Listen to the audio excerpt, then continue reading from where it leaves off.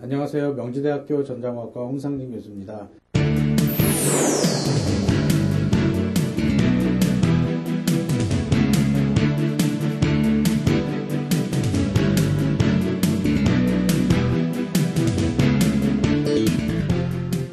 자, 이제 22번째 강의 웨이퍼 테스트를 시작하도록 하겠습니다. 지금까지 여러분께서 단위공정, 인테그레이션 뿐만 아니라 단위공정을 다 배우셨는데 여태까지 배우셨던 강의를 다시 한번 되짚어 보시면 처음에 반도체 산업이 어떻게 진행되었고 그 다음에 반도체 소자들의 특성이 어땠으며 인테그레이션 차원에서 우리가 앞으로 무엇을 만들고 어떻게 만들 것인지에 대한 부분이 전반부의 강의가 다루어졌었고 중반부에 우리가 그 단위 공정들에 대해서 즉 엣치나 뭐 포토나 또는 아이온 임플란테이션이나 기타 등등 디퓨전 데포지션 등등에 대한 강의를 다루었습니다. 즉 이제 여러분들께서 그 조합을 순서 조합을 어떻게 하시느냐에 따라서 웨이퍼를 만드는 과정을 다 익히셨다고 생각이 듭니다. 그래서 이번 챕터에서는 다 만들어진 웨이퍼를 가지고 어떻게 테스트하는지 또한 테스트를 해서 어떤 방법으로 그 제품을 출하하려고 하는지 그런 거에 대해서 말씀드리도록 하겠습니다.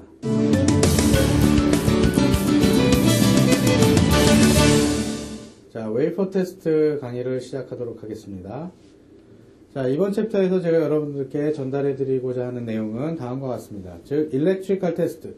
웨이퍼가 다 만들어진 다음에, 웨이퍼가 다 가공돼서 안에 반도체 소자가 들어있는데, 그 반도체 소자 중에 굿 다이와, 배드 다이, 즉, 잘 동작하는 다이를 선별적으로 테스트하는 방법들에 대해서, 즉, 정기적인 테스트, 일렉트리컬한 테스트를 여러분께 설명을 드리고요. 다음에 인라인 파라메트릭 테스트라는 것이 있습니다. 즉 웨이퍼가 생산돼서 다 나오면서 그 최종 맨 마지막 단계에서 즉 라인상에서 어떤 그 반도체 파라미터들 특성들을 어떻게 평가하는지 또 어떤 항목을 평가하는지에 대해서 여러분께 설명을 좀 드리고요. 장비에 대해서 인라인 파라메트릭 테스트를 하는 장비에 대해서도 간단하게 좀 설명을 드리려고 합니다. 특히 그 웨이퍼 솔팅에 대한 부분, 웨이퍼 테스트를 하고 솔트 테스트를 하는데 그 웨이퍼 솔팅하는 그 방법 중에 뭐 레이저 마킹을 한다든지 뭐 그런 그 소팅하는 방법들에 대해서 소팅하는 것들에 대해서 좀 설명드리고 웨이퍼 테스트에 대해서 나온 이슈들, 즉 웨이퍼 솔팅 그 중에 어떤 테스트 과정에서 어떤 것들이 이슈가 되는지 그리고 공장 차원에서, 즉 팹 차원에서 어떻게 메트롤로지 데이터들이 또는 계측 데이터들, 수율 데이터들이 연동이 돼야 되는지 또 되고 있는지, 그래서 수율 모델과 일드 매니지먼트, YM이라고 하는 일드 매니지먼트까지 어떻게 연결이 되어 있는지를 설명드리도록 하겠습니다.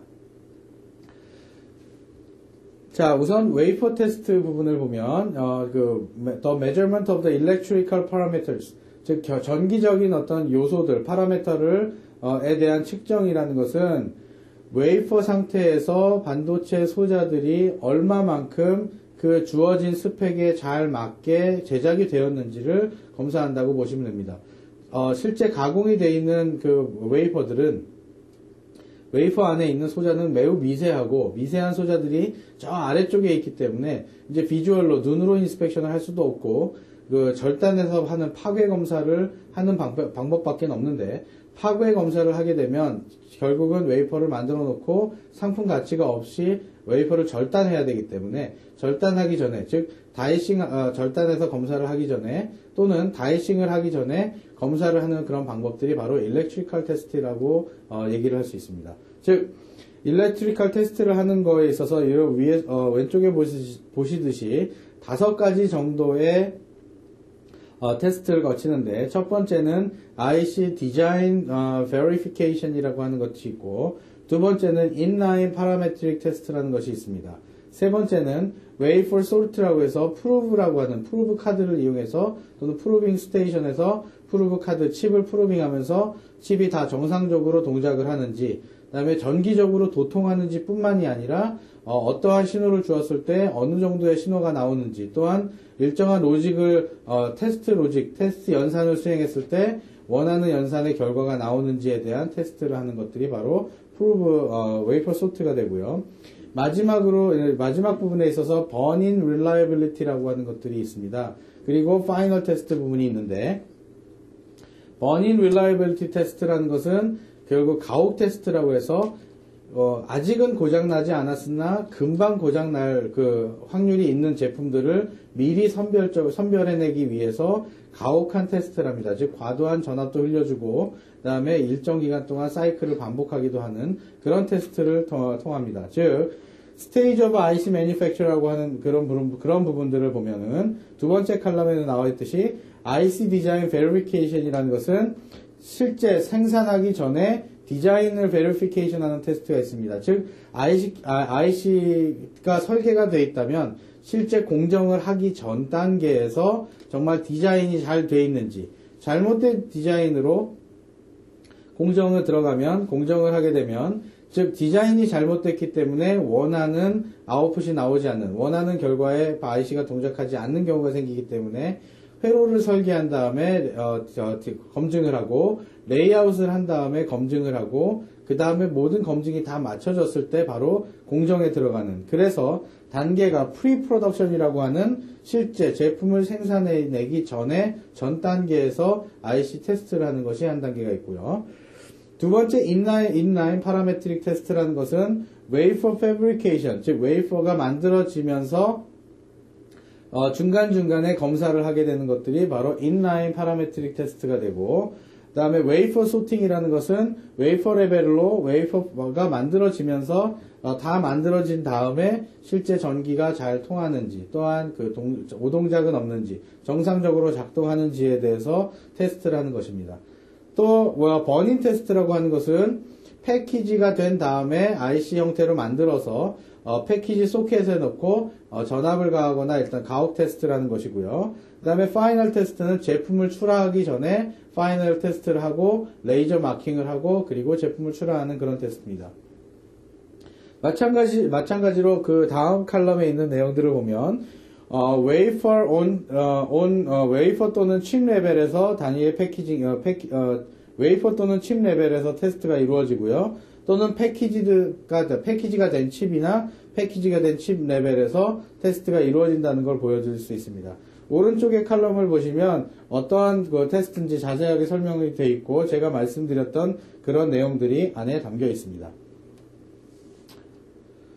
자, 이것이 보면 AET라고 얘기하는 Automated Electrical Tester라고 얘기를 합니다.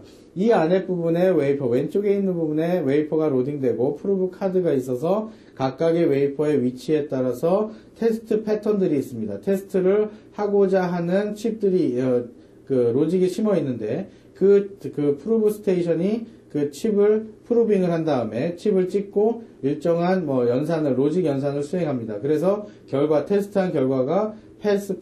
그래서 모두 패스가 나와야만 생산되는 제품이 모두 안정적으로 동작한다라고 얘기할 수 있게 되고, 오른쪽에 보시는 모니터 상에서 색깔이 보이실지 모르겠지만 녹색으로 표현된 부분이 다 정상적으로 작동하는 그런 칩이고, 붉은색으로 나타나는 부분이 바로 정상적으로 작동하지 않는, 즉 그 따위가 아닌 것으로 판명이 된 그 다이들을 웨이퍼 맵상에서 보여주고 있습니다. 자, 인라인 파라메트릭 테스트와 웨이퍼 솔팅에 대해서 설명을 좀 드리도록 하겠습니다. 인라인 파라메트릭 테스트, 즉 웨이퍼 일렉트리컬 테스트라는 것과 DC 테스트가 있는데, 이 테스트는 전기적인 어떤 성능을 테스트하기 위한 것으로 그 테스트 패턴 구조를 측정을 합니다. 즉 웨이퍼를 만들 때 설계도 자체에서 테스트 패턴을 집어넣게끔 돼 있고, 그 테스트 패턴을 검사함으로써 다른 그 웨이퍼들도 다 정상적으로 동작하는지 안 하는지를 간주하게 됩니다. 즉 테스트 패턴이 패스를 하게 되면 그 웨이퍼 안에서 만들어졌던 다른 소자들도 다 대부분 정상적으로 동작한다고 여기게 되는 거죠. 그래서 실제적으로 테스트를 할 때는 DC 볼티지를 인가함으로써 실제 물리적으로 VDD가 통했을 때 어떻게 전원이 공급돼서 도통이 된다는 것을 확인하게 됩니다. 즉 CMOS 공정에서 front end of line, 즉 전 공정이라고 하는 공정에서 테스트 이렇게 공정이 진행됩니다. 즉 웰을 만들고 shallow trench isolation을 하고 폴리게이트를 만들고 source drain implant를 한 다음에 컨택을 만들고 local interconnect를 만들고 첫 번째 ILD 만들고 메탈 만들고 그 다음에 계속 이런 후공정이 반복될 텐데 그 전 공정이 다 만들어지고 나서 첫 번째 메탈 레이어 즉 프루빙을 할 수 있을 경우에 할 수 있을 때 소자에 대한 인라인 파라메트릭 테스트를 한다는 거죠. 즉 각각의 소자의 특성이 얼마만큼 잘 나오는지 예를 들어서 그 어떤 소자의 threshold voltage가 원하는 대로 나오나 안 나오나를 테스트하는 것이 바로 인라인 파라메트릭 테스트를 하는 것입니다. 그래서 웨이퍼 일렉트리컬 테스트를 통해서 성공적인 것들은 그 다음에 백엔드 오브 라인으로 가게 되는 거죠. 자, 예를 들어서 이쪽에 프론엔드 라인에서 디바이스가 성공적으로 만들어지지 않았을 때 아는 웨이퍼들을 백엔드로 보내서 다시 뒤에 후공정을 해야 될 이유는 없다는 거죠. 그래서 이쪽에서 나왔던 인라인 테스트를 해서 성공된 그 웨이퍼들만 다시 백엔드로 보내서 공정을 수행하게 되는 것이고요. 만약에 이쪽에 페일리어가 났다 그러면 어떻게 될까요? 다시 리역을 할 수 있을까요? 없을까요? 없습니다. 그래서 부분적으로 어떤 것의 원인이 됐는지 그 반도체가 수율이 나오지 않는 또는 정상적으로 하지 않게 된 이유가 뭔지를 분석하는 그 Failure Analysis FA가 진행이 됩니다. 반면에 정상적으로 동작하는 웨이퍼라고 하면 그 백엔드 라인으로 다시 보내져서 어떤 공정이 수행되냐면 ILD for CMP하고 ILD가 이루어지고 비아도 만들어지고 텅스텐 채우고 CMP하고 이제는 용어가 생소하지 않으시죠? 메탈 데포지션하고 etch하고 그다음에 여러 가지 스텝을 반복해서 백엔드 라인까지 끝나고 패시베이션에서 맨 마지막에 반도체 패키징을 할 수 있는 패드가 만들어지게 되면 그 다음에 다시 웨이퍼 프루빙 테스트를 합니다. 즉 이쪽에 프루빙 테스트라는 것은 실제 프루브 카드를 통해서 집어넣어서 프루브 카드를 찍어가지고 실제 이제 여러 가지 다 기능들, 로직이 다 정상적으로 동작하는지 안 하는지에 대한 테스트를 하게 되죠. 그래서 이 테스트에서 패스한 것들은 바로 이제 제품 출하, 즉 패키징 단계로 넘어가게 되고 여기에서 페일이 났다고 하는데 패스하지 못한 것들은 과연 어떤 것이 원인이 있는가라고 해서 원인을 분석하고 그 원인이 발생됐던 그 공정을 찾아서 공정을 개선하게 되는 그런 과정이 필요합니다. 자, 인라인 파라메트릭 테스트를 하는 이유에 대해서 몇 가지 설명을 드리면 Identify Process Problems 프로세스, 즉 각각의 개별 공정에서 어떤 문제가 있었다면 그 문제가 있었던 것을 지적하고 그 문제를 개선하기 위해서 바로 인라인 파라메트릭 테스트가 필요한 거고요. 패스하고 페일을 하기 위한 것들은 디지털처럼 0과 1로 구분되지 않고 어떤 경계점이 필요합니다. 즉 예를 들어서 반도체 소자의 가장 중요한 역할을 하는 중요한 기준치가 되는 threshold voltage라는 점도 바로 아날로그적으로 움직이는데 어떤 기준을 삼아주는가가 바로 한 가지의 필요한 점이고 데이터 컬렉션, 즉 우리가 만들고 있는 반도체들이 제대로 만들어지고 있는지 만들어지고 있지 않은지 또한 수율은 어느 정도인지를 알아보기 위한 데이터를 수집할 수 있는 목적이 되고요. 또한 우리 특별한 목적으로 다른 용도로 테스트를 하기 위한 것도 있으면서 실제 웨이퍼상에서 얼마만큼 이 반도체 소자가 내구성이 있는지 reliability 차원에서도 목적에서도 웨이퍼 테스트를 한다고 보시면 됩니다. 웨이퍼 테스트를 하기 위해서 몇 가지 간단한 테스트 패턴들을 만드는데 테스트 패턴 중에 바로 이런 그 첫 번째 메탈 레이어의 그 테스트 패턴을 만드는 하나의 그 예가 이렇게 있습니다. 그래서 맨 왼쪽에 있는 패드에 전류를 흘려주죠. 즉 전류를 흘려주면 그 두 개의 패드 사이에서 흐르는 전압과 또 옆에 있는 인접한 패드 사이에서 흐르는 전압을 측정하는데 그 왼쪽에 있는 그룹과 오른쪽에 있는 그룹, 즉 VA와 VB 사이의 포텐셜과 VC와 VD 사이의 포텐셜을 측정하기 위한 그 도선의 넓이가 다릅니다. 즉 넓이가 다르다는 얘기는 흐르는 저항이, 즉 이 내부 도선 내부의 저항이 달라지기 때문에 즉 측정되는 전압 값이 다르게 된다는 거죠. 그리고 전류가 이쪽으로 흘러나오게 되면 이 작은 그 선이 흐르는 일정하게 전류를 흘려줬을 때 I는 R분의 V라는 공식에 있어서 저항이 크기 때문에 전압도 더 높은 전압이 걸리겠고요. 여기는 저항이 낮기 때문에 일정한 전류가 흐른다는 가정하에 I는 R분의 V라는 가정하에 저항이 작기 때문에 전압도 더 작은. 그래서 바로 도선이 어느 정도 메탈라이제이션 공정이 잘 이루어졌는지 없는지를 측정하는 방법이 하나의 이런 방법입니다. 그 PCM이라고 하는 프로세스 컨트롤 모니터의 목적으로 또는 SLM이라고 하는 스크라이브 라인 모니터라고 하는 방법으로 잘 됐는지 안 됐는지를 측정하는 방법이 있습니다. 자, 스크라이브 라인 모니터란 테스트라는 것은 이렇게 각각의 테스트 패턴 중에 이런 패드 패턴이 있고 스크라이브 라인이 있습니다. 이런 라인이 얼마만큼 패턴이 잘 나오는지, 정기적으로 잘 도통하는지에 대한 그런 것들을 측정하는데, 테스트 스트럭처를 보면 어떤 디스크리트 트랜지스터, 즉 트랜지스터 레벨의 스트럭처도 분명히 있을 수 있고요.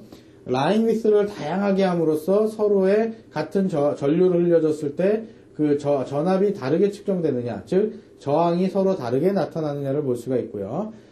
박스 이너 박스라고 해서 하나의 박스 모양 안에 또 박스를 만드는 그런 구조들도 있고, 여러 가지 것들이 있습니다. 어떤 리지스티버티 스트럭처를 만들거나 커패시터 어레이를 만들어서 그 커패시터, 즉 메탈 라인과 다이렉트릭이 있고 메탈 라인이었을 때 원하는 정도의 커패시턴스가 측정이 되는지, 이러한 것들이 바로 공정이 잘 됐는지 안 됐는지를 측정하는 하나의 방법입니다.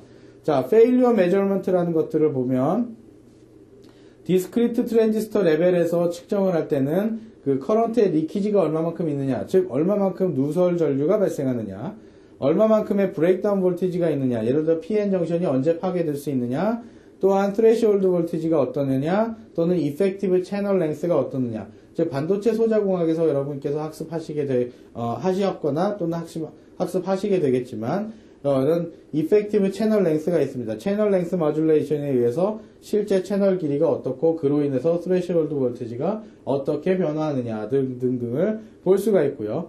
라인 위스를 여러 가지를 놓게 함으로써 그 모든 라인이 다 클리어하게 깨끗하게 나오느냐, 즉 critical dimension CD가 잘 유지되느냐, 또는 박스 이너 박스라고 해서 박스 안에 또 박스를 넣어놓고 그 각각의 박스의 그 거리가 다 일정하느냐, 즉 오버레이 레지스트레이션이 잘 됐느냐, 오버레이가 잘 돼서 얼라인이 잘 됐느냐를 확인할 수 있는 방법 등등. 또 resistivity structure를 보면 필름의 두께가 유니폼하냐 아니냐, 이런 것들을 판단해 봄으로써 우리 공정이 잘 이루어졌는지 잘 이루어졌지 않았는지에 대한 테스트를 할 수 있습니다. 특히 파라메트릭 테스팅, 즉 전기적인 테스팅을 하기 위해서는 다음과 같은 항목들을 반드시 측정을 하는데요.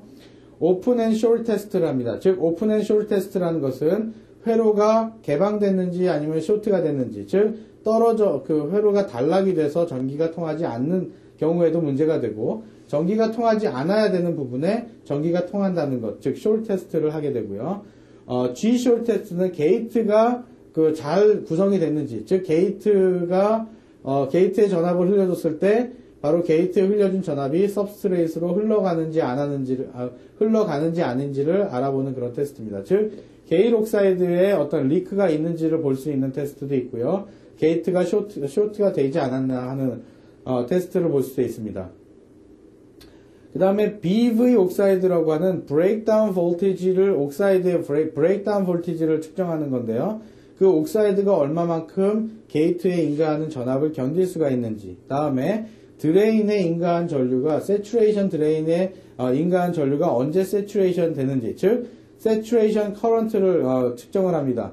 그래서 채널 리지스턴스는 무시한 상태에서 드레인에 전류를 인가했을 때 언제 세츄레이션 되느냐, 또는 V sub T라고 하는 threshold 볼티지와 V sub T saturation이라고 하는 threshold voltage의 saturation 값을 또는 saturation 모드의 threshold 값을 threshold voltage 값을 측정하고 drain current가 언제 꺼지느냐, off 신호가 나오느냐 등등에 대한 파라메트릭 테스트를 합니다.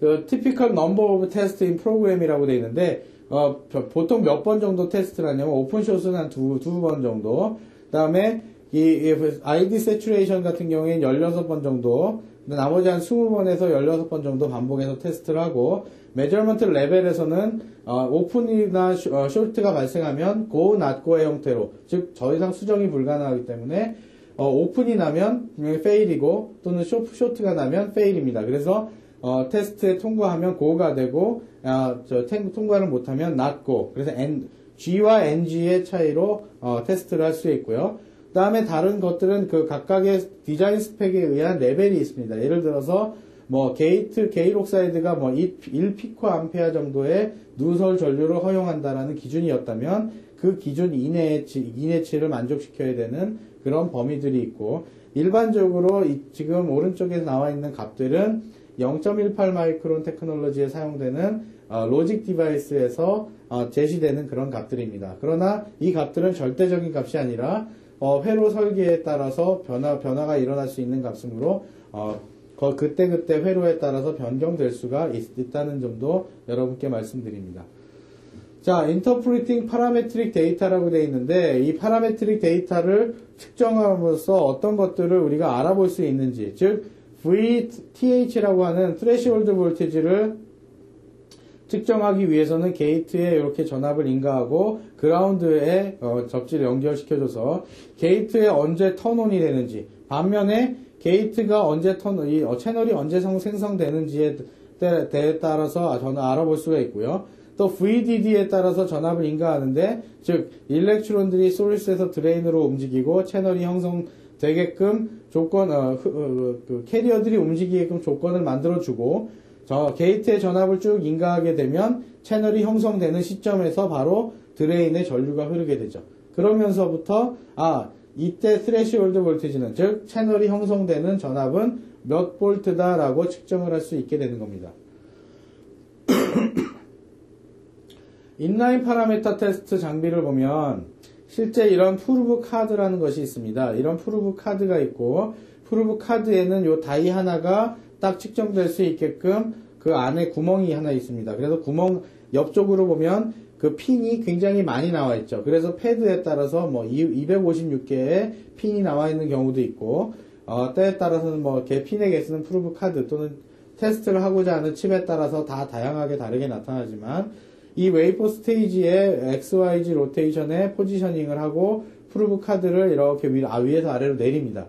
내리고 나서 이 프루브 카드에 일정한 로직이나 전압을 흘려주고 일정한 로직 연산을 수행하게 되면 결국 여기에서 나오는 정보들이 윗단으로 전달돼서 장비를 통해서 연산을 수행하고 검사를 하게 됩니다. 그래서 그 결과가 컴퓨터로 들어가서 해석을 하게 되죠.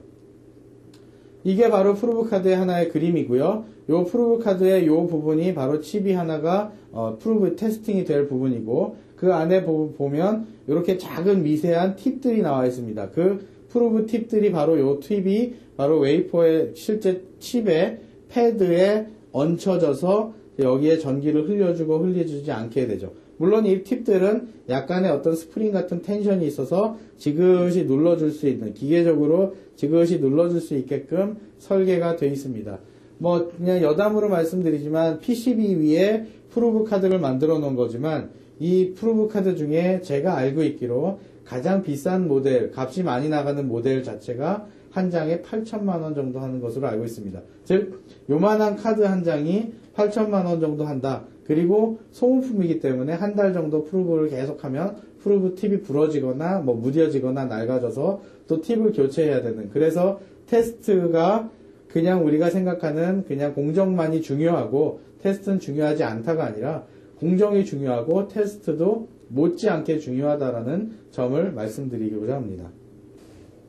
네, 이제 인라인 파라미터 테스트 장비에 대해서 좀 설명을 좀 드리겠습니다. 테스트 장비라고 하면 보통 이제 지난번에 그 앞에 폰에서 보셨지만 그 사진에서 나왔던 그림처럼 컴퓨터가 컨트롤을 하게끔 되어 있고요.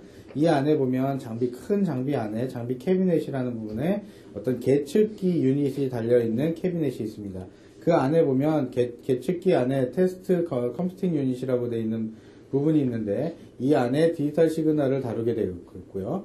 그 다음에 이 안쪽에 보면 그 카드 파일이라고 되어 있는 부분에 이 그 아날로그 시그널을 다루게끔 되어 있습니다. 그래서 이 안쪽에 보면 이제 매트릭스 카드 파일이라고 해서 여러 가지 기능들을 하는 카드들이 쭉 장착이 되어 있고 이 카드들에 의해서 각각의 기능들을 수행합니다. 그래서 그 하이 레벨이나 로우 레벨 그 시그널을 가지고 결국은 그 DUT를 하게 되겠죠. 그래서 디자인 언더 테스트 DUT라고 하는 것은 그 이제 DUT를 실행하게 되는 웨이퍼들이 테스트가 되는 검사 대상이 되는 웨이퍼가 이쪽에 있고 그 검사되는 대상의 웨이퍼들이 각각의 이제 기능을 테스트하는 보드들에 의해서 테스트가 이루어지고 그 테스트가 이루어진 것들이 시그널 트랜스퍼링을 통해서 디지털 시그널과 다음 아날로그 시그널과 디지털 시그널이 처리가 돼서 PC에서 컨트롤해서 웨이퍼 상태에서 어떤 그 웨이퍼가 잘 되어 있는지 또는 어떤 웨이퍼가 잘못 공정이 수행됐는지 디바이스가 잘 동작하는지 안 하는지에 대한 테스트를 하게 되죠. 이런 테스트를 통해서 결국은 웨이퍼 소팅 과정으로 이루어지게 됩니다. 웨이퍼 소팅이라는 것은 다음번에 더 자세히 나타나겠지만 그 파라메트릭 테스트를 통해서 통과한 그 소자들은 패스가 되고 패스가 되지 않은 이제 소자들은 마킹을 하게 되는 그런 과정이 이루어지게 됐습니다. 그래서 웨이퍼 소트를 하게 되는데 솔팅이라는 것은 결국은 칩 펑셔널리티, 칩이 어떻게 동작하는지에 대해서 테스팅을 하고 칩 솔팅을 하고 Fab Yield Response라고 해서 한 장의 웨이퍼당 몇 개의 다이가 살아있는지 그래서 만약에 디펙이 예를 들어서 yield라는 것은 이렇습니다. 한 개의 그 다이에 두 개의 디펙이 있었다 하더라도 한 개의 다이가 통과하지 못한 거기 때문에 하나의 yield를 하나의 로스가 생기게 되는 거죠. 그래서 디펙의 개수와 yield의 yield의 개수는 직접적인 영향은 없지만 얼마만큼 디펙이 많게 되면 결국은 yield가 낮아지는 거니까 그래서 그 솔트에 대해서 정의를 내리게 되고요. 그 다음에 어느 부분까지 테스트를 할 것인가, 어느 범위 영역까지 테스트를 할 것인가가 다루어지게 됩니다. 자, 지금 보시는 바와 같이, 이게, 빈 코더 넘버라고 해서, 결국 하나의 웨이퍼 맵을 보여주고 있는 거고요. 그래서 그 웨이퍼 맵 중에 디펙이 있는, 즉, 예를 들어서 어떤 디바이스가 있고, 이 란 넘버가 있고, 웨이퍼는 예를 들어서 200mm 웨이퍼고, 그 다음에 yield가 79.54%가 나왔다라고 돼 있는데 전체 토탈 다이가 88개이고 그 다이가 70개 있기 때문에 대략 yield가 79%, 80% 정도 나왔다라고 얘기를 합니다. 사실 80%의 yield는 수율적으로 봤을 때 글쎄요 그렇게 아주 수율이 높은 건 아니고요. 최종 yield가 대략 한 90%에서 90% 이상 돼야 어느 정도 만족할 수준이고 95% 정도 되면 굉장히 좋다라고 얘기를 할 수 있습니다. 근데 현재 반도체 메모리를 만드는 공정에서는 굉장히 수율이 좋아서 수율을 숫자로 제가 여기서 얘기할 수는 없지만 대략 90% 이상의 yield가 나온다고 여러분이 생각하고 계시면 큰 무리가 없을 거라고 생각이 듭니다. 자, 이 안에 보면 이 숫자가 이렇게 써 있는데 이 숫자들이 또 의미하는 바가 있고요. 결국은 이렇게 디펙이 있는 웨이퍼, 통과하지 못한 웨이퍼들이 결국은 번호가 매겨지게 되고 이 번호 매겨진 것들에 의해서 프로그램에서 레이저 마킹을 하게 되죠. 그 레이저 마킹을 하기 전 단계에서 어떻게 웨이퍼 소팅 과정이 이루어지는지를 한번 보도록 하겠습니다. 웨이퍼 소 테스트에서 보면 DC 테스트를 먼저 하죠. 즉, Continuity, Short, Open 테스트, 리키지 테스트를 하게 되고요. DC 바이어스를 인가하면서부터 이 전원이 통하는지, 통전이 되는지, 아니면 단락이 되었는지, 또는 리키지 커런트가 있는지, 예를 들어서 게일 옥사이드에 어떤 전압을 인가했을 때, 채널이 왜 형성되고, 얼마만큼 드레인에 있는 커런트가 흐르는지, 주어진 커런트에 비해서 나오는, 인풋된 커런트에 비해서 아웃풋 단에서 나오는 커런트가 어느 정도 양이 되는지를 측정함으로써 우리가 그 DC 테스트에서 그 리키지 커런트를 측정할 수가 있겠죠. 또한 아웃풋 체크를 하는데 그 아웃풋 체크하고 또 펑셔널 테스트를 하면서 이 디지털 시스템에서 게이트를 통과하면서 얼마만큼의 시간 딜레이가 게이트를 통한 시간 딜레이가 생기는지, 게이트를 통해서 로직 에러가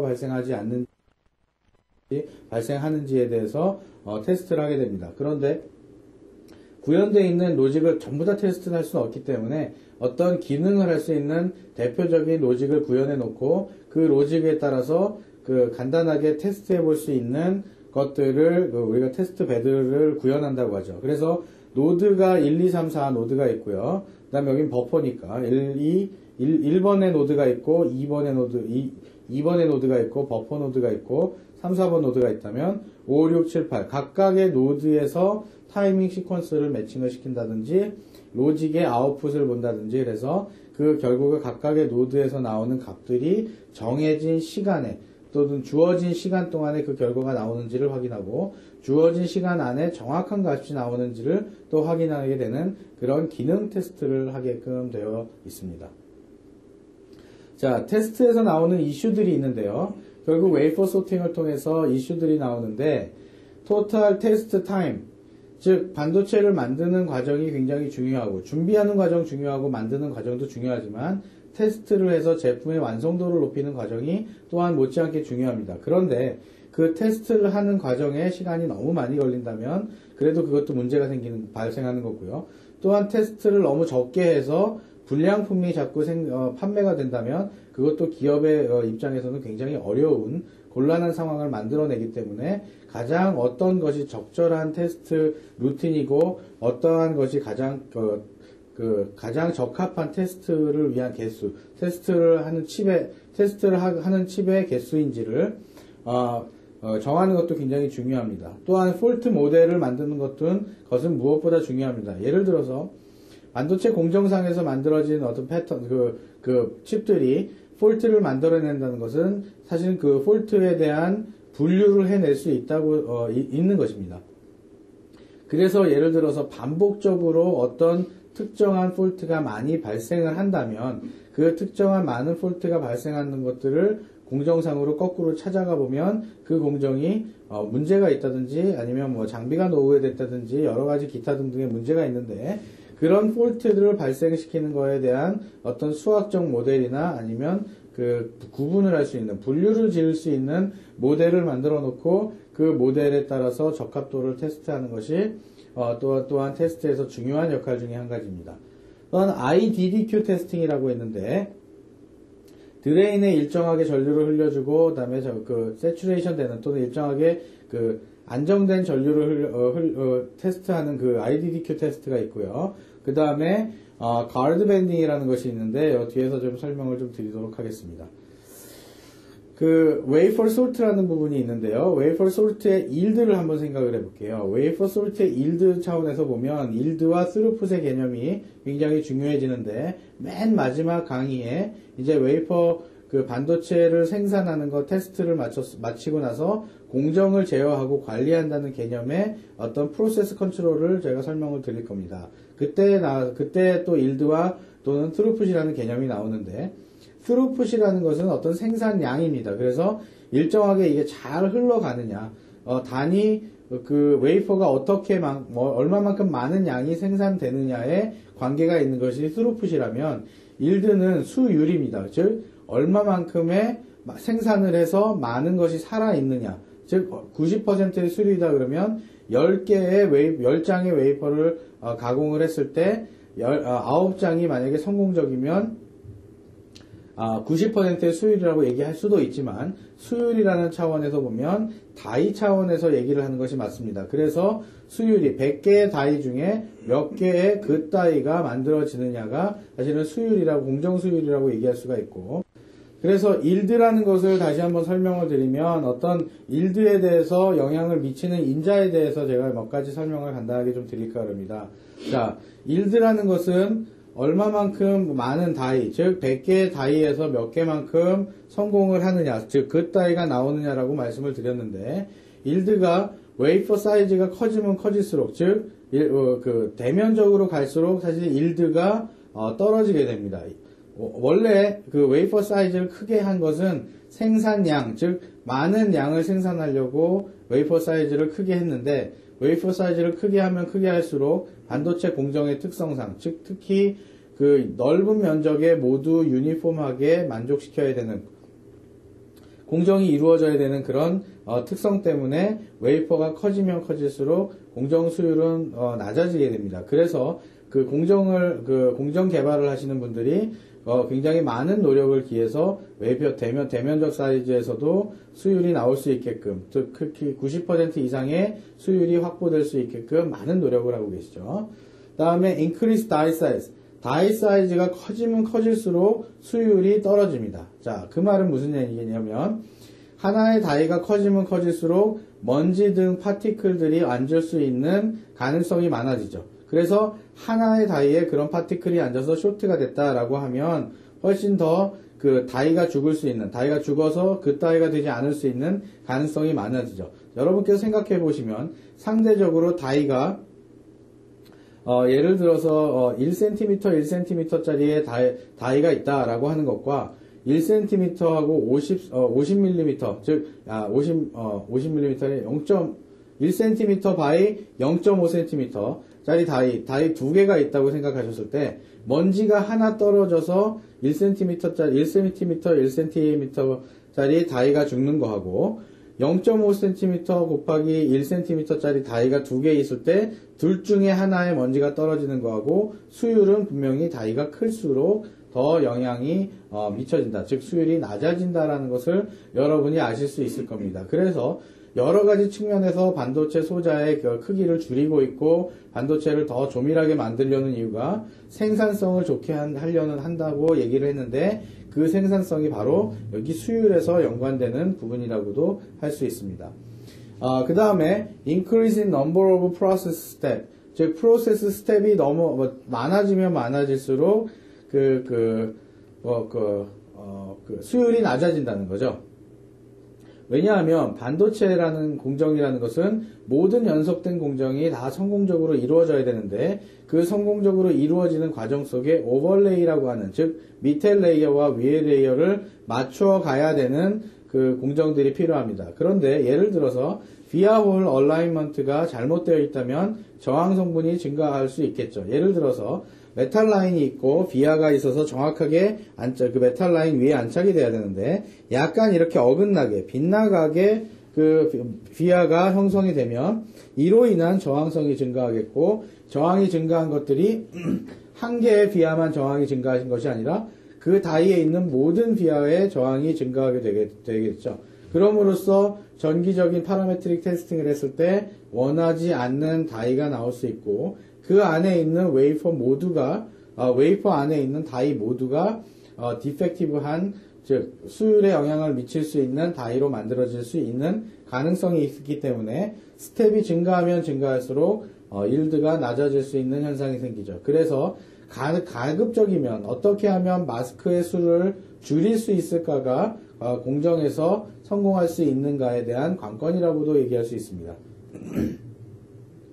또한 피처 사이즈, 즉 CD가 작아지면 작아질수록 이 공정에서 수율이 낮아질 수 있는 가능성이 있습니다. 왜냐하면 CD가 작아지면 작아질수록 그 컨트롤을 하기가 힘들고, 즉 제어를 하기가 힘들어서 유니폼하게 모든 그 다이에 유니폼하게 만들기가 어렵기 때문에 다이 사이즈가 아니라 피처 사이즈가 작아지면 작아질수록 여러분 그 반도체 공정에서 수율은 낮아질 수 있는 가능성이 있다. 즉 공정이 그만큼 어려워진다라는 것이고요. 프로세스 머추러티라고 그러는데 프로세스가 새로 개발돼서 이제 막 생산이 된 그런 프로덕트들에서는 수율이 굉장히 낮습니다. 그래서 이런 프로세스가 계속 개선되고 수율이 좋아지게끔 프로세스가 개선되고, 그러니까 공정이 개발되고 개선되고 노하우가 쌓여서 일정 시간이 지나야 사실은 일드가 어느 일정 수준으로 도달합니다. 즉 이 공정의 어떤 완숙도가 높으면 높을수록 수율이 늘어난다라고 얘기할 수 있고요. 다음에 크리스탈 디펙트. 처음에 그 강의 시간에 말씀드렸듯이 재료 자체가 가지고 있는 디펙이 있다면 그만큼 더 만들어질 수 있는, 일드가 낮아질 수 있는 가능성이 많아집니다. 그래서 이 모든 것들이 사실은 일드와 연관이 돼 있고, 우리가 공정을 개선하는 이유가 바로 일드를 높이려고 공정을 개선하는 거고, 반도체 소자를 작게 만들고 뭐 하는 것들이 더 많은 일드를 내서 더 많이 생산성을 높이려고 하는 것들에 기여한다라고 생각하시면 여러분들이 어느 정도 일드와 공정에 대해서 이해가 되실 거라고 생각이 듭니다. 자, 마지막 그 슬라이드인데요. 마지막 슬라이드로 보면 이 슬라이드에서 여러분들께 이제 거의 대부분 모든 반도체의 프론엔드와 백엔드 공정을 다 설명드릴 수 있을 것 같습니다. 자, 이번 슬라이드를 통해서 제가 지금까지 강의한 모든 것들을 서머라이즈 한다고 생각을 해 보시면, 여러분들이 보시기에 이제 FEOL 프로세싱이 있습니다. 지난 그 여러 강의를 통해서 단지 요 구조를 만들기 위해서 굉장히 많은 시간들을 보냈죠. 즉, 웨이퍼 서브스트레이트이 있고 어떤 포토 마스크를 통해서 쉘로우 트렌치 아이솔레이션을 만들었었고, STI를 만든 다음에 그 실리콘으로 에칭을 하게 된 상태에서 HDP CVD라는 데포지션 방법을 사용해서 쉘로우 트렌치 아이솔레이션을 채우는 공정이 있었고요.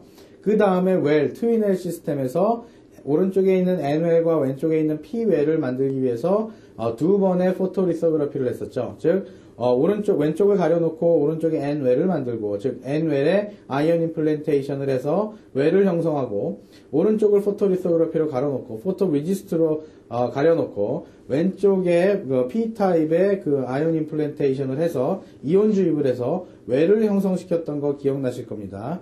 그리고 나서 우리가 게일 옥사이드를 만들었는데, 게일 옥사이드를 만들기 위해서 서멀리 디퓨전을 하고, 즉 옥시데이션을 해서 아주 얇은 양질의 옥사이드 막을 만들었고요. 그리고 나서 게일 옥사이드 패터닝을 하기 위해서 플라즈마 에칭을 사용해서 옥사이드 패터닝을 했죠. 즉 게일 옥사이드가 돼야 되는 부분만 남겨두고 나머지 부분은 전부 다 없애주는 그런 역할들을 했었습니다.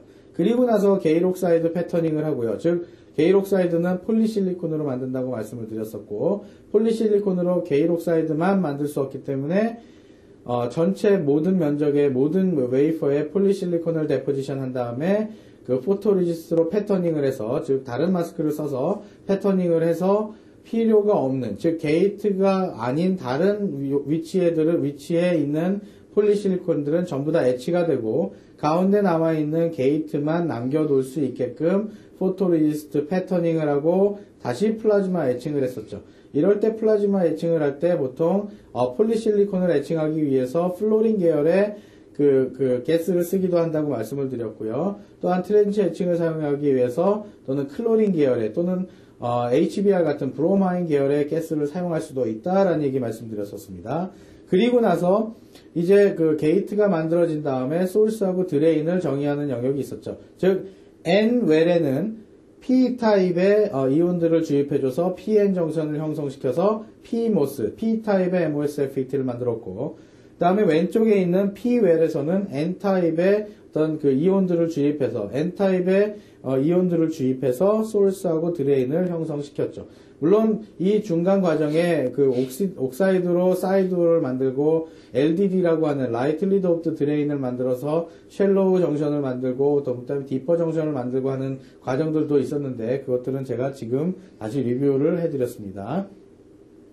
그리고 나서 이런 일정 부분의 소자가 완성이 되면 컨택 부분에 메탈라이제이션 하기 위한 첫 번째 스텝으로 실리사이드라는 공정이 있었습니다. 그렇죠? 실리사이드라는 것은 타이타늄이나 이런 타이타늄의 메탈 금속을 전체적으로 도포한 다음에 RTP나 퍼니스에서 800도에서 1000도가량의 온도로 어닐링을 하면 실리콘이 노출되어 있는 부분만 TiSi2라는 합금으로 바뀌고 화합물로 바뀌고 나머지 옥사이드가 얹어져 있는 부분은 그대로 타이타늄으로 남아서 타이타늄을 없앨 수 있는 에천트, 즉 화학약품에 넣으면 TiSi2는 그대로 남아있어서 컨택 레지스턴스를 줄일 수 있는 메탈을 형성시키고 옥사이드가 있는 Ti 부분은 싹 깨끗하게 없어져서 소스하고 드레인하고 게이트 영역만 선택적으로 메탈라이제이션을 시작할 수 있다고 말씀드렸습니다.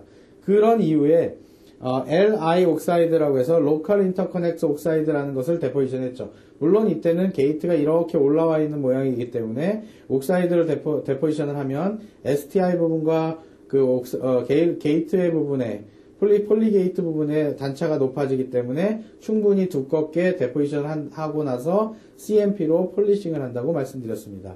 폴리싱을 하고 나서 VR을 형성하기 위해 VR 패턴을 정의해주는 포토리서그래피 패턴 공정이 있고, 포토리서그래피 패턴 공정 이후에 VR 애칭이 있었죠. VR 애칭을 한 다음에 우리가 텅스텐 플러그를 채워넣는데, 텅스텐 플러그를 채워넣기 전에 메탈이 디퓨전 하지 말라고 탄탈륨 또는 탄탈륨 나이트라이드 같은 경우로 디퓨전 베리어를 만들고 그 다음에 텅스텐 CVD를 만들어서 그 배선 공정을 했던 것들을 여러분께 설명을 드렸습니다. 또한 추가로 배선 공정에서 최근 공정이 진행되고 있는 카퍼 프로세싱, 즉 요즘 보통 M1, M2까지 카퍼 프로세싱이 진행되고 있고, 특히 데머신 프로세스가 적용이 돼서 이 비아와 메탈 라인을 동시에 이어주는 그 일렉트로 플레이팅, 즉 전해 도금을 사용해서 비아와 메탈 라인을 동시에 형성시켜주는 그런 공정이 있었다고 말씀드렸습니다. 그런 것이 바로 FEOL, 즉 Front End of Line Processing이라고 얘기하는 것들이고요. FEOL 프로세싱이 끝나고 나서 인라인 메트롤로지나 인스펙션을 하죠. 즉 이 소자들이 잘 동작하는지 안 하는지에 대한 일렉트리컬한 테스팅을 하게 되고요. 테스팅에서 패스한 그 웨이퍼들은 다시 백엔드 오브 라인 프로세싱이 이어집니다. 즉 BEOL 프로세스가 이어지고, 후에 M1 라인 이후에 M1 라인부터 그 이후까지 M1부터 마지막에 패드에서 나오는 그 OVGL, 즉 오버 글래스 오프닝에서 패드 영역을 디파인 해주는 영역까지 후 공정이 진행이 되고, 후 공정이 진행된 다음에 전체 웨이퍼가 다 만들어진 상태에서 프로브 카드를 직접 집어서 그 파라메트릭 일렉트리컬 테스팅이라는 걸 하고, 이곳에서 웨이퍼 솔팅이라는 걸 하죠. 즉 살아있는 다이, known good die라고 되어 있는 good die, 정상적으로 동작하는 다이들은 패키징을 할 준비를 패키징으로 보내지게 되고, 패키징을 보내지지 말아야 될 그런 bad die들, 즉 defective die들은 레이저로 마킹이 돼서 표시가 된 웨이퍼가 패키징 부서로 넘어가게 됩니다. 즉 패키징을 담당하는 곳으로 가게 돼서, 즉 패키징에서는 다이싱부터, 즉 웨이퍼 다이싱이라고 해서 그 웨이퍼의 네모난, 지금은 동그란 형태로 되어 있지만 동그란 거 안에 다이 하나하나를 만들어내는, 잘라내는 다이싱이라는 과정을 거치고 그것이 어셈블리 되고 나중에 패키징이 되겠습니다. 그래서 마지막 남아있는 챕터 하나가 바로 어셈블리 앤 패키징과 프로덕트와 직접적으로 연관이 있는 내용이 하나 남아있고요. 이 내용, 패키징의 내용은 다음 강좌에서 설명을 드리겠지만 이번 강좌에서 제가 설명을 드리려고 하는 것들은 바로 이런 모든 공정들이 다 연결이 되어 있다는 것뿐만 아니라 이런 공정들에서 나오는 그런 데이터들, 계측 데이터들, 즉 공정에서 나오는, 공정 장비에서 나오는 데이터, 툴 데이터라고 얘기를 하고 있습니다. 또는 이퀄먼 데이터라고 얘기할 수가 있고요.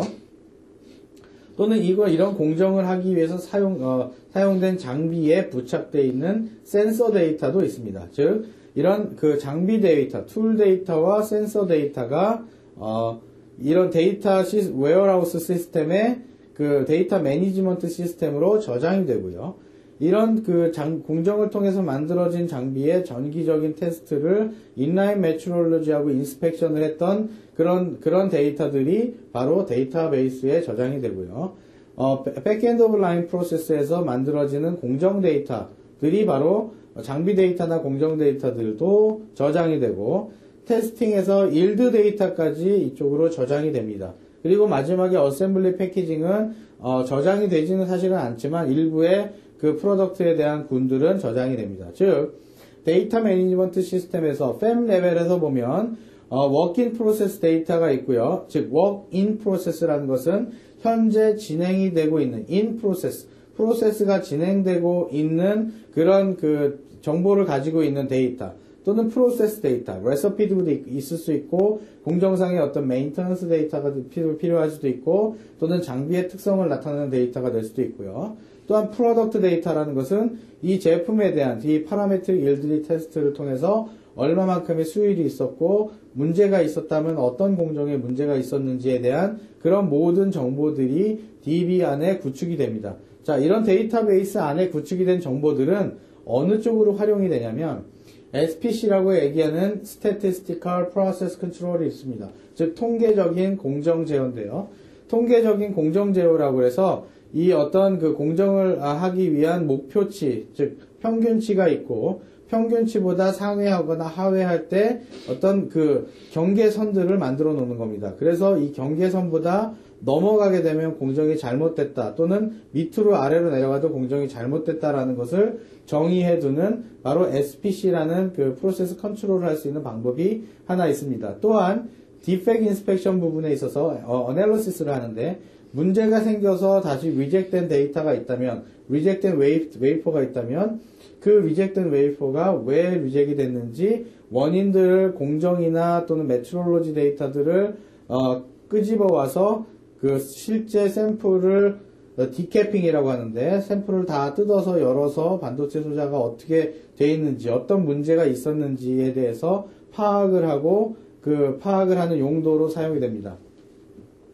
또한 스페이셜이라고 해서 스페이셜 시그니처 애널리시스라고 해서 이 그 전체적으로 그 웨이퍼 맵을 늘 비교해 보면서 이 분량이라는 것이 랜덤하게 그 뭐 다양한 로케이션에서 지역에서 발생을 하고 있는지 아니면 어떤 특정한 부분에서 계속 발생을 하고 있는지에 대한 정보를 계속 수집함으로써 예를 들어 다양하게 퍼져 있는 디펙의 그런 그 분포라면 산포라면 이것이 정규 분포를 따라서 보통의 일반적인 그런 노이즈에 의한 또는 일반적인 공정의 오류로 인한 실수라고 볼 수가 있는데 만약에 한 곳에 특정한 부위에 계속 불량이 발생한다고 하는 그 정보를 얻어내면 그 불량이 발생하는 위치를 쉽게 추적할 수가 있고 어떤 장비의 특성이나 아니면 결함이나 오류 또는 공정에서 잘못된 또는 정비를 해야 되는 그런 영향이 있다는 것을 파악할 수 있게끔 운영이 되고 있습니다.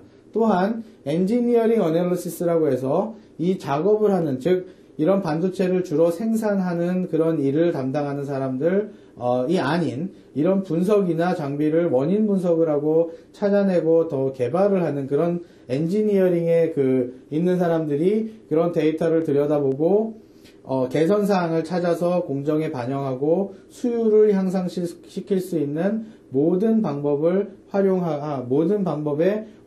데이터를 활용하고 있습니다. 즉 여태까지 반도체 제조라고 하면 우리가 초창기에 1980년대, 90년대에서는 맨 왼쪽에 있는 FEOL 프로세싱만 주목해서 우리가 집중을 했었죠.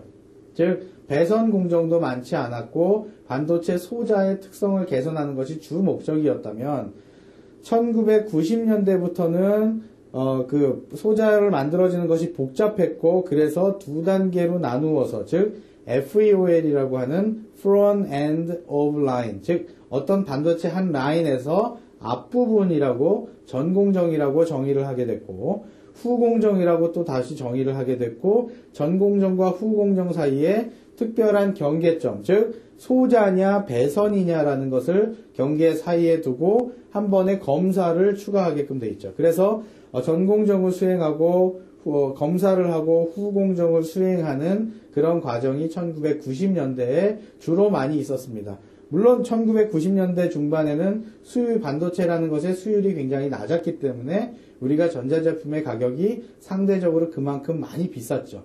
동일한 시간과 동일한 작업자와 동일한 장비를 사용해서 수율이 낮았기 때문에 그만큼 반도체라는 것의 가격이 비쌀 수밖에 없었고 반도체라는 것의 가격이 비쌌기 때문에 반도체를 사용하는 전자제품의 가격이 비쌀 수밖에 없었습니다. 그때는 1990년대 후반, 2000년대 초반에는 공짜폰이라는 게 없었죠. 자, 이해되시죠? 그러면서 1990년대 후반 2000년대에 들어서면서 수율을 개선하고 자동화 시스템에 의해서 장비가 운영되고 수율이 계속 개선되는, 즉 생산성을 향상시키기 위한, 수율을 증대하기 위한 방법들이 계속 모색이 되었고, 그 모색이 되는 과정에서 바로 이 데이터에 대한 분석이라는 것이 굉장히 중요한 역할을 차지했습니다. 그래서 과거 10년 정도 동안 90년대 후반부터 2000년대 후반까지, 지금 이 시점까지 반도체 생산 팹이라는 곳에 가보면 단지 이렇게 제조를 할 수 있는 환경만 갖추어진 것이 아니라 제조를 하면서 발생한 그런 데이터들이 수집이 되고, 이런 데이터들을 온라인상에서, 즉 사무실에서도 데이터를 꺼내서 볼 수 있는 그런 환경이 구축되어 있다라고 하는 시점까지 지금 왔습니다. 그래서 결국은 반도체 제조 공정에서 가장 끝단에 있다고 얘기할 수 있는 수율을 관리하는 차원에 있고요. 향후 앞으로 5년이나 10년 정도에는, 50년도 너무 먼 미래인 것 같습니다. 앞으로 5년 정도의 미래에는 어떻게 하면 수율을 올릴까라는 방법을 바로 데이터에서만 의존하는 것이 아니라 외부적으로 공정에서 특이한 사항이 있다면 그런 것도 검출할 수 있는 그런 기술들이 필요할 것이고, 앞으로는 외부에 어떤 센서를 장착해서 그 센서에서 주는 유효한 정보들과 반도체 공정상에서 나오는 이런 공정 데이터, 즉 툴에서 나오는 데이터와 실제 양산에서 측정됐던 어떤 이런 수율 데이터가 다 한꺼번에 모아져서 더 좋은 수율을 만들어내고 더 산포가 타이트하게, CD가 타이트하게 관리될 수 있게끔 하는 것이 앞으로 향후 5년 정도에 이루어질 수 있는 반도체 업체에서의, 또는 반도체 업계에서의 어떤 기술 로드맵이라고 얘기할 수 있을 것 같습니다. 자, 그러면 이런 내용으로 이번 강의를 마치도록 하겠습니다. 마지막 슬라이드에서 여러 가지 여태까지 있었던 강의를 거의 총정리를 하게 되었는데요. 여러분들 다시 강의를 따라가 보시면서 여러분이 얼마만큼 머릿속에 이런 반도체 공정에 대한 용어를 가지고 있는지, 또한 이 반도체 공정이 앞으로, 또는 반도체 산업이 앞으로 어느 방향으로 발전해 나갈지를 한번 고민해 보신다면 아마 굉장히 도움이 될 것 같습니다. 특히 마지막에 남아있는 한 강좌, 패키징 강좌는 반도체 후공정의 패키징의 별도의 강의라고 생각하셔도 좋지만, 반도체가 처음부터 만들어져서 웨이퍼까지 만들어지고 소비자들한테, 즉 여러분들이 보시는 반도체가 이렇게 생겼구나라고 하는 부분을 설명하는 것이므로 반도체 공정과 연관지어서 여러분께서 생각해 주시면 더 좋을 것 같다는 말씀을 마지막으로 이번 강의를 마치도록 하겠습니다. 감사합니다.